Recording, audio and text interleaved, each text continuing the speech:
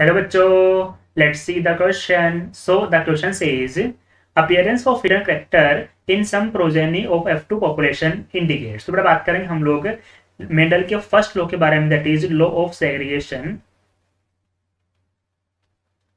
तो बेटा सेग्रीगेशन ने हमको क्या बताया कि सेग्रीगेशन के अकॉर्डिंग बेटा जो गैमेट्स बनेंगे, gametes are always pure. According to segregation gametes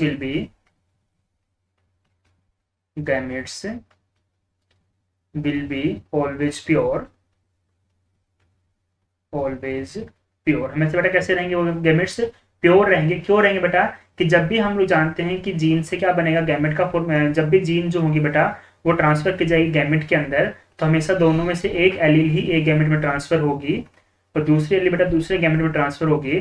that's why we know that gametes are always pure. जब बेटा F1 की इस तरीके से सेल्फिंग हम लोग करेंगे, कैपिटल टी स्मॉल टी का cross capital T small T से करवाएंगे, तो इस तरीके से बेटा क्या रहेंगे, दोनों के दोनों एलील से कंडीशन में क्या हो जाएंगी, अलग अलग हो जाएंगी.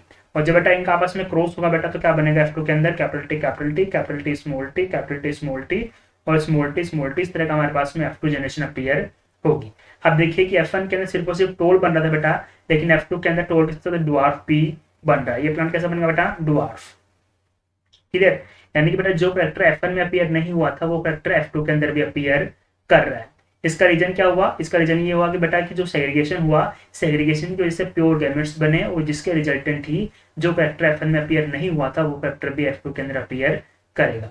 Clear? So according to this our correct answer will be option A. Best of luck.